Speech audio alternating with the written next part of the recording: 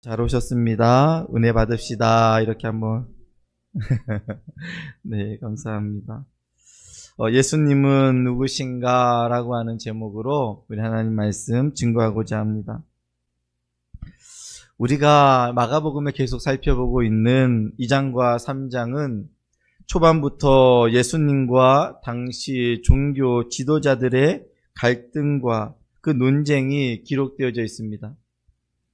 예수님은 논쟁 속에서 본인이 이 땅에 오신 분명한 목적과 이유를 말씀하고 있습니다. 어떻게 보면 중풍병자를 치료한 것처럼 보여지지만 중풍병자를 치료하고 난 이후에 서기관들과 바리새인들과 논쟁의 이야기들을 하죠. 그리고 계속해서 사건들마다 계속해서 이런 논쟁의 이야기거들이 계속해서 나오고 있는 것입니다. 또한 예수님께서 세리였던 레위를 제자로 부르시고 죄인들과 식탁의 교제를 나눔으로써 이 땅에 오신 목적이 죄인을 구원하러 오신 것임을 명확하게 하셨습니다. 그럼 이 내용을 잠깐 살펴보면 이렇습니다. 예수님께서 바닷가에 나아가셨습니다. 그때도 사람들은 예수님이 그 바닷가에 나가신 모습을 보면서 많은 사람들이 예수님께 모였습니다. 예수님은 많은 사람들이 모인 곳에서 하나님의 복음, 하나님의 나라를 선포하셨습니다. 그리고 이제 지나가시다가 알페오의 아들인 레위가 세간에 앉아 있는 것을 보시고 그에게 이렇게 말씀하십니다. 나를 따르라 라고 말입니다.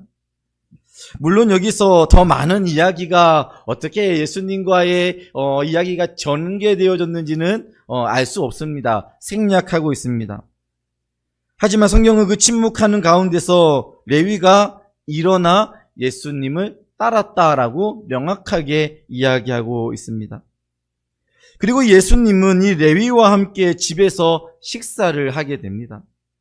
이 모습을 보고 그 당시 종교 지도자들인 서기관들과 바리새인들은 예수님의 제자를 보고 어떻게 너희 선생은 이렇게 죄인들과 함께 먹고 마시는가라고 하면서 그들에게 질문을 하고 따지듯이 묻는 것입니다. 사실 그들이 따져 묻는 것에는 이유가 있긴 하지 않습니까? 당시 세리가 어떤 사람인지 알면 우리도 이 서기관과 바리새인들과 같은 질문을 할 수밖에 없을 것입니다. 당시 이스라엘 사회에서 세리는 배반자, 반역자라고 인식되었습니다. 왜냐하면 당시 이스라엘은 로마의 속국으로 이들은 로마를 위해서 일하는 자들이었습니다. 즉 자기의 백성들을 위해서 일하는 자들이 아니라 로마를 위해서 일하는 자들이었습니다.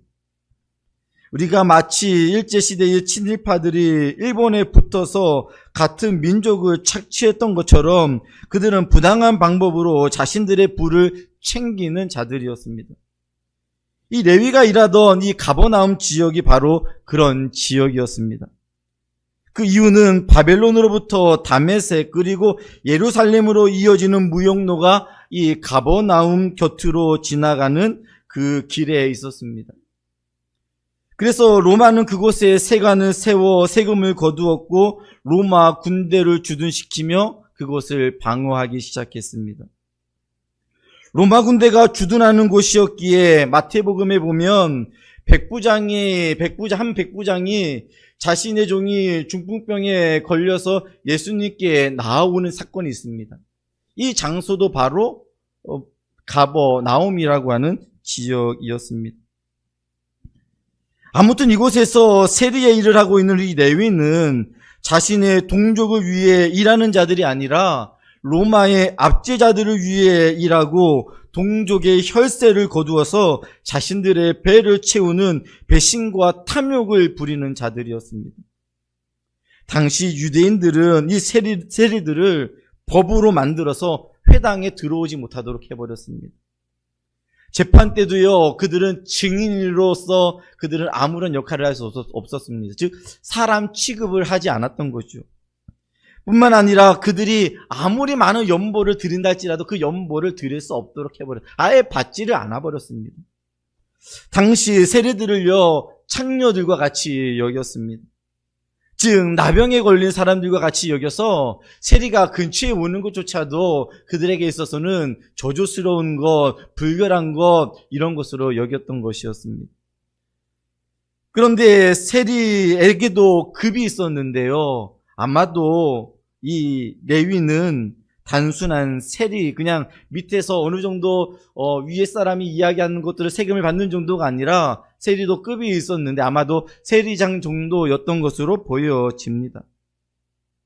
왜냐하면 예수님께서 세간에 앉아 있는 것을 보시고라고 했는데 여기서 앉다라고 하는 이 원어적인 의미는 고대 사회에서 이 영이 영화라고 하는 그런 의미를 가지고 있는 단어입니다. 즉 권위를 표시할 때 썼던 단어입니다.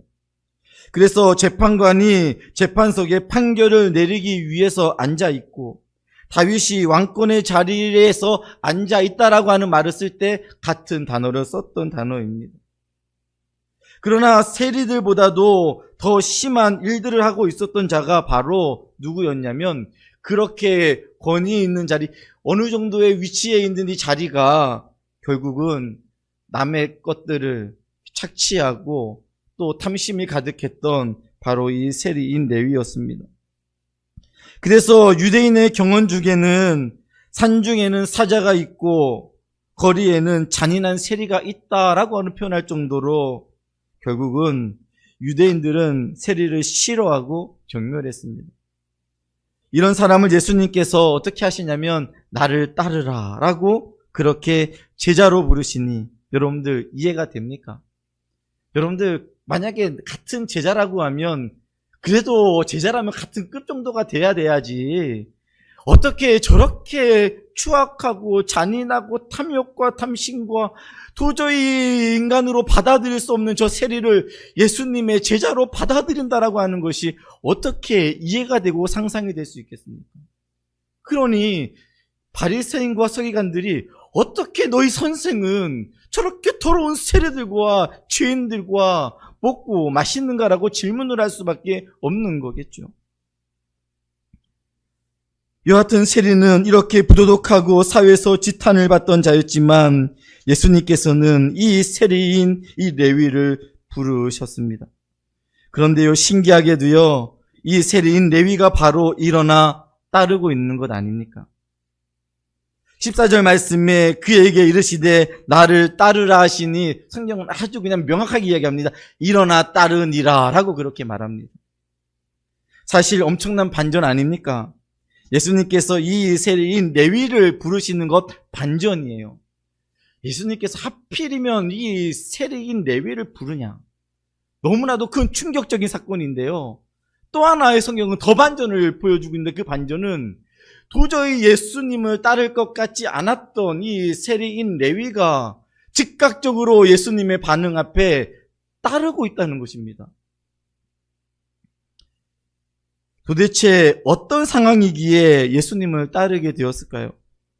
이 세리인 레위가 활동하던 가버나움은 예수님이 활동하였던 그 중심지였습니다.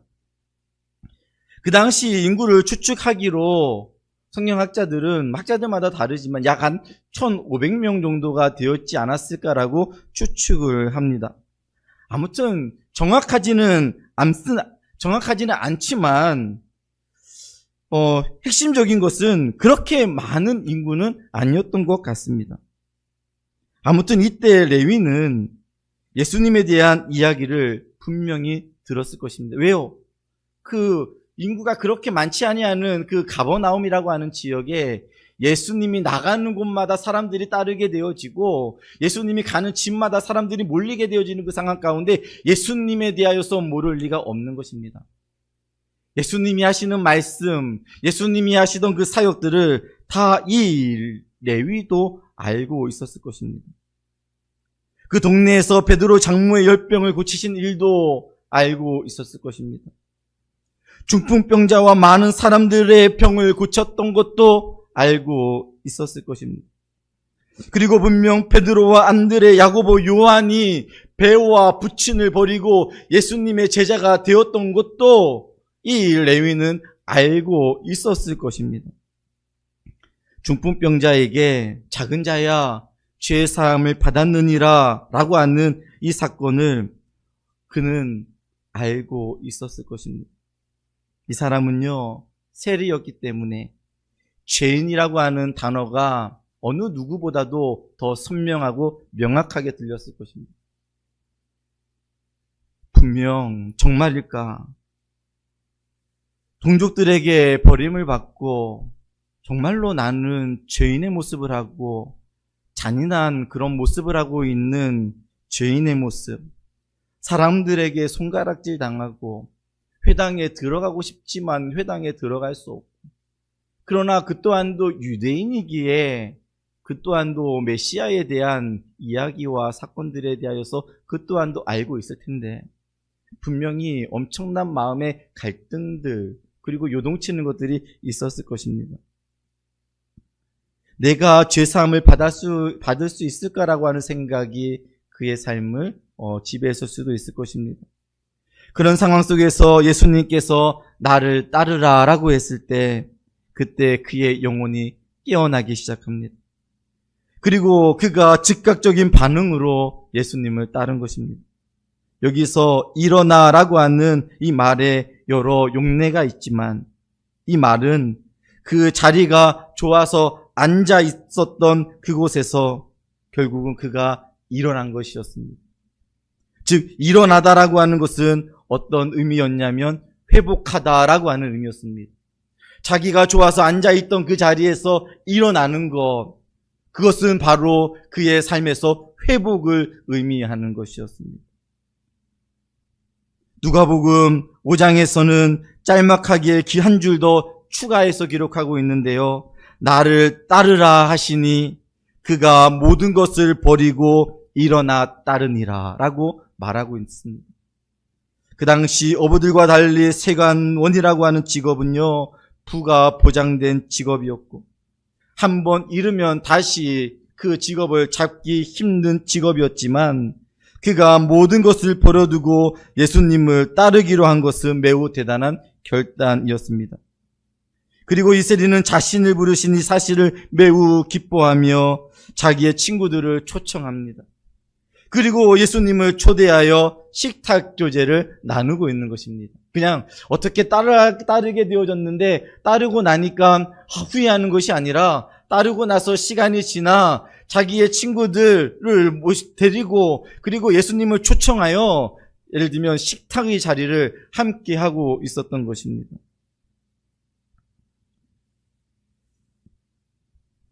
여기서 질문을 하나 던져보면 이렇습니다. 왜 이 세리는 모든 것을 버리고 예수님을 쫓아왔을까요? 그리고 오늘 본문은 이 세리가 어떻게 보면 참으로 대단하다라고 말하고 있는데 정말로 그런 것일까요? 아닙니다. 정확히 표현하면 이런 세리가 모든 것을 버리고 예수님을 왜 쫓았을까라고 하는 내용이 바로 오늘 본문에서 말하고 싶은 내용입니다. 정확히 표현하면 왜 이런 세리가 왜 예수님을 쫓았냐라고 하는 것입니다. 그것도 모든 것을 버리고 왜 예수님을 쫓았을까요? 이 세리인 레위가 쫓지 않으면 안 될 그 권위인 예수 그리스도를 그가 만났기 때문에 그런 것입니다. 즉 본문에서 이 세리인 이 레위에게 집중하는 것이 아니라 예수님이 도대체 어떤 분이시기에 그렇게 고집스럽고 자기의 민족을 팔아먹으면서까지 자기의 양심이 화인 맞은 그 세리인 레위가 다 모든 것을 버리고 예수님을 쫓았냐라고 하는 것입니다. 여러분들에게 예수님은 누구십니까? 여러분들에게 예수님은 어떤 분으로 인식되어지고 각인되어져 계십니까? 그렇습니다. 오늘날 예수님을 따르지 못하는 것은요, 예수님이 누구신지 명확하게 내 안에 인식이 되지 않기 때문에 그런 것입니다. 어떻게 예수님이 누군지 아는데 예수님을 쫓지 않을 수가 있어요? 예수님이 내 안에 들어오시는데 어떻게 내가 예수님을 거부하면 나는 예수님의 제자가 되기 싫어요 라고 말할 수 있죠? 그분이 하나님이신데요. 그분이 온 우주 만물을 창조하실 때 함께 계셨던 분 하나님이신데요. 그분이 나를 위하여 이 땅의 모든 것을 버리고 오신 그 예수 그리스도이신데요. 어떻게 그분을 내가 아는데 이 세리처럼, 이 레위처럼 쫓지 않을 수 있냐는 말입니다. 예수님은 언제나 우리를 초청하십니다. 내가 문 밖에 서서 두드리노니 누구든지 내 음성을 열고 문을 열면 그는 나로 더불어 먹고 나도 그와 더불어 먹으리라 라고 말하고 있습니다. 예수님께서는요, 늘 우리의 문을 두드리십니다. 예배를 통하여, 주님의 말씀을 통하여 제발 문을 열어라. 내가 문 밖에 서서 문을 두드린다. 그런데 그 문을 두드리는 자가 그냥 세상에서 보여지는 그런 거지의 모습이 아니라, 세상 사람들이 보는 천대하는 자들이 아니라, 그분은 왕이신 그분께서, 영광의 왕이신 그분께서 나에게 들어오신다라고 문을 제발 열어라라고 문을 두드리고 계십니다. 그런데 우리가 예수님을 맞아들이지 않는 것입니다. 왜요? 예수님이 누구신지 모르기 때문에 그런 것입니다. 한 번은 제가 길거리에서 제가 용기 있게 했던 한 행동이 있었습니다. 그것은 무엇이냐면, 차를 이렇게 타고 가는데 갑자기 이렇게 좀 이렇게 신호등 걸려가지고 한 10대 정도가 이렇게 쏘여져 있었어요. 근데 한 4개, 한 5개 앞쪽에서 갑자기 사람이 둘이 내리더니 멱살을 잡고 막 이렇게 싸우면서 막 때리려고 치려고 하는 거예요.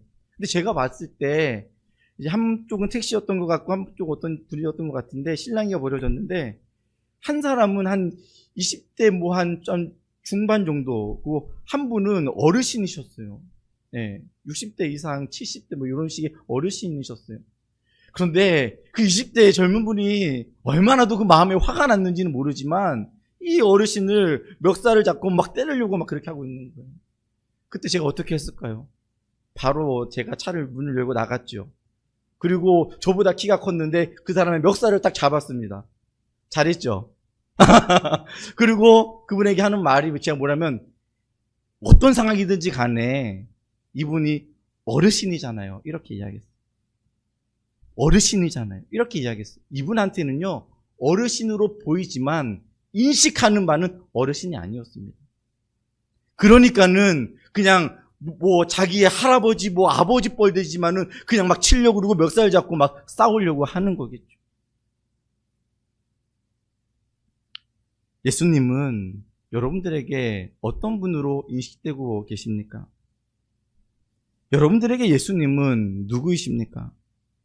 그냥 믿음의 대상이십니까? 단순하게 그냥 나를 구원하시는 분이십니까? 예수님은 독생자 하나님이시며 우리를 죄에서 구원하시기 위하여서 아무런 죄가 없으시지만 이 땅에 낮고 낮은 몸으로 오신 분이십니다. 예수님은요, 이 레위를 아셨습니다. 그리고 이 레위의 삶에 들어오셔서 그를 예수님의 제자로 초청하시는 것입니다. 그 초청의 이 레위는 모든 것을 버리고 예수님을 따른 것입니다. 예수님을 명확하게 이해하고 본 것이었습니다. 제가 전도사 시절에 잠깐 외도를 한 적이 있습니다. 외도라고 하니 뭐 부부 중 한 사람이 다른 사람을 만나는 외도라고 생각하지만 그런 외도가 아니라 전도사인데 전도사의 역할을 하지 않고 다른 일을 했던 것이었습니다. 그것은 어떤 일이었냐면 서울의 한 대형교회에서 야간 근무자로 3개월, 4개월 정도 일을 한 것이었습니다. 그냥 쉽게 얘기해, 야간 근무자이지만은 쉽게 이야기하면 그냥 뭐죠? 경비 이런 것입니다. 교회가 하도 크니까 새벽에 문 열어주고 새벽에 도둑이 오나 안 오나 문 잠가주고 그런 일들을 하는 거예요. 근데 신대원 그 당시에는 입시생들이 많아서 신대원 입시생들에게 교회에서 장학금 형식으로 주고 그 일들을 맡겼습니다. 제가 신대원을 몇 번 떨어지니까 안 되겠다 해가지고 제가 전도사를 내려놓고 제가 공부만 좀 집중하겠다라고 그곳에 들어간 것이었습니다.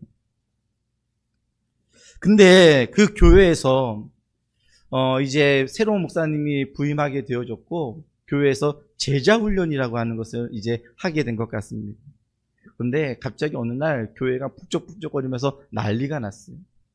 장로님들이요, 갑자기 저에게 몇 분이 찾아오셔가지고 저한테 이렇게 종이를 꺼내면서 뭐라고 이야기했냐면 신앙 고백을 어떻게 쓰는 거예요? 라고 저한테 질문하면서 오는 거예요.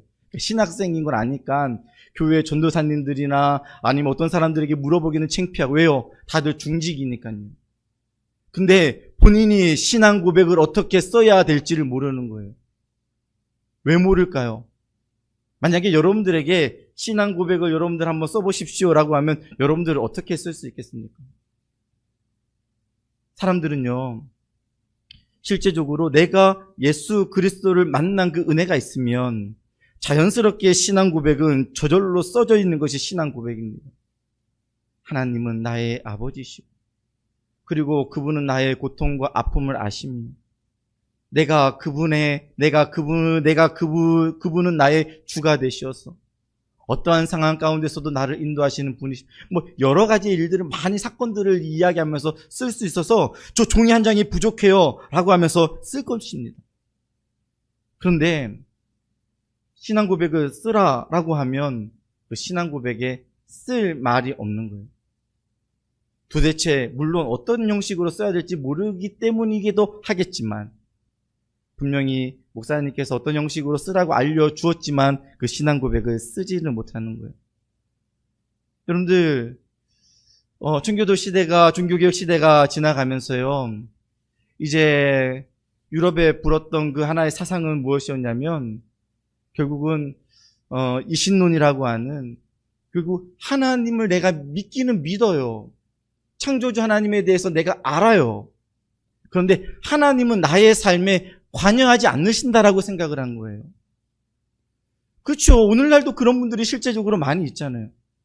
하나님 앞에 나와 예배는 드려요. 그리고 하나님이 정말로 살아계시다라고 하는 것은 명확하게 알아서 당신의 종교가 무엇입니까? 라고 얘기하면 기독교라고 이야기합니다. 그러나 삶 가운데 진정한 영적인 반응, 내가 진정히 내 모든 삶 안에서 예수 그리스도를 만나서 정말로 내 삶에 가장 귀하고 가치 있는 것들을 버리고 진짜 예수님의 제자가 되는 삶을 살아가는 믿음의 반응들, 이런 것들은 실제적으로 잘 하려고 하지 않아요. 이유는 다른 것이 아닙니다. 바로 그 마음과 머릿속에 예수님이 누구신가, 하나님이 누구신가라고 하는 이 지성이 그의 삶 가운데 자리 잡고 있는데, 그 자리 잡고 있는 것이 바로 하나님은 계시지만 하나님은 나의 삶에 관여하고 계시지 않는다라고 믿으니까 하나님 앞에 기도하지 않는 거죠. 주님과 교제하는 삶을 살아가지 않는 거죠.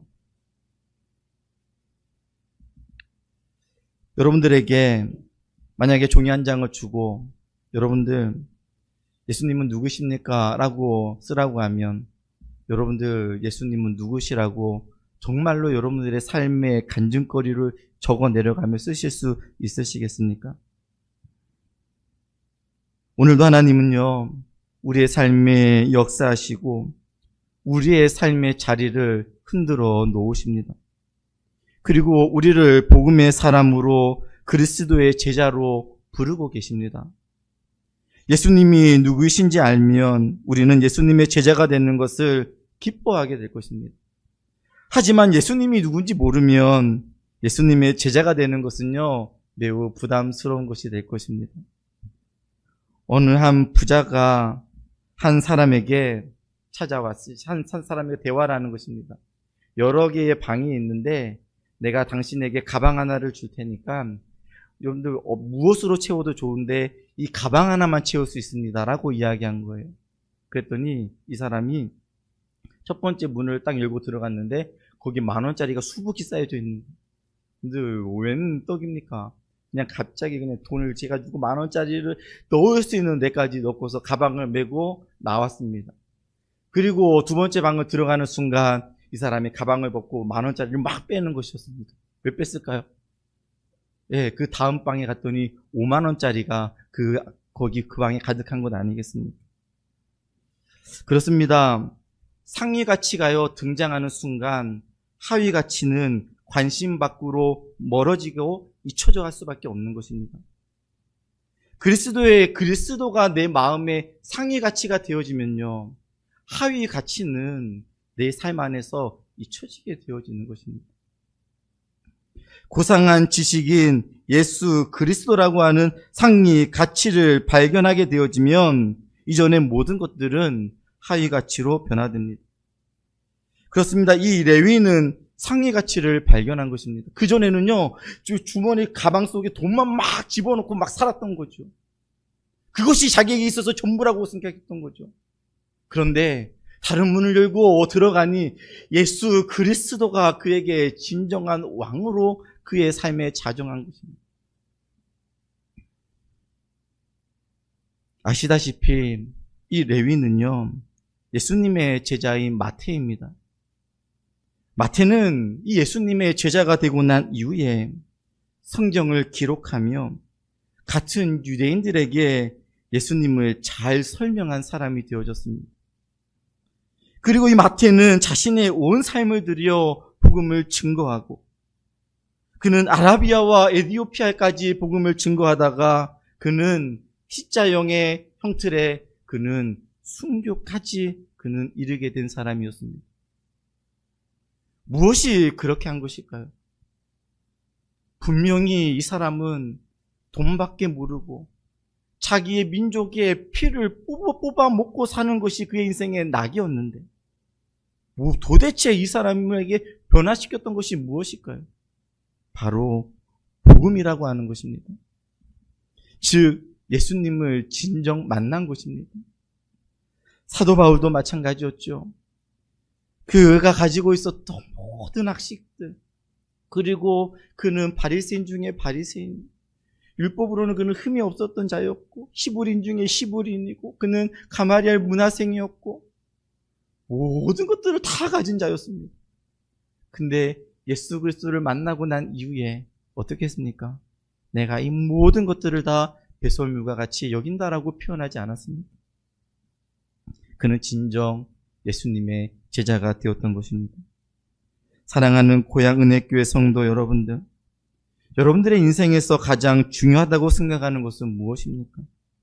정말 여러분들의 인생에서 가장 중요한 것이 예수님 맞습니까? 아니면 다른 무엇입니까? 그리고 여러분들은 이 예수님을 어떻게 인식하고 계십니까? 그리고 이 고향 은혜교회를 어떻게 이해하고 인식하고 계십니까? 세상 사람들이요, 교회를 우습게 하니까 여러분들도 혹시 이 교회를 그렇게 생각하고 계시는 것 아닙니까? 아닙니다. 이 교회는요, 예수 그리스도의 피값으로 사신 교회입니다. 공동체예요. 내가 예수님을 안다라고 하는 것은요, 그냥 예수님만 아는 것이 아니라 예수님께서 이 교회를 어떻게 사랑하셨는지를 아는 것입니다. 그러면 이 교회를 사랑하는 바가 어떻습니까? 단순하게 나는 예수님의 제자가 되고 싶어요. 근데 예수님의 제자는 되고 싶은데 내가 교회에서 봉사나 내가 교회에서 그리스도의 제자로서의 삶을 살아가고 싶지 않아요. 오늘날 이런 시대 아닙니까? 여러분들, 예수님의 제자가 된다, 나를 따르라 라고 하는 것은요, 오늘날 이 시대에 복음의 사람이 되어지는 것인데 그것은 바로 하나님의 일꾼이 되어지는 것입니다. 저는 우리 고향은혜교회 모든 성도님들이 그리스도의 제자가 되기를 주님의 이름으로 축원드립니다. 어떠한 상황 가운데서도 하나님이 우리에게 주신 이 교회를 사랑하고 이 교회를 위하여 예수님께서 그렇게 힘있게 사역해 주셨던 것처럼 우리 또한도 하나님의 나라와 복음을 위하여 힘있게 사역하는 것이 바로 예수님을 제대로 인식하는 것입니다. 예수님이 나의 구원자 되신다. 그럼 구원의 은혜가 어떻게 나타납니까? 이 예배와 이 공동체와 섬김과 나눔을 통해 나타나는 것입니다. 그리고 내가 예수 그리스도처럼 내가 죽어짐으로 나타나는 것입니다. 단순하게 높아지려고 하는 것이 아닙니다. 그렇습니다. 이 마태는요, 주님의 제자가 되고 난 이후에 그 마태복음을 한 시간씩 살펴보면요, 돈에 대한 이야기가 참으로 많이 나옵니다. 어떤 한 부자가 예수님을 쫓아서 예수님 내가 모든 거 다 내가 가졌는데 이제는 내가 어떤 것이 뭐 중요합니까? 라고 이야기합니다. 그때 그가 나를 모든 것을 버려두고 나를 쫓으라라고 했을 때 버리고 갑니다. 달란트 비유도 나오죠. 많은 물질적인 이야기가 나오는데 그 이야기들을 써내려가며 이 마태는 어떤 심정이었을까요?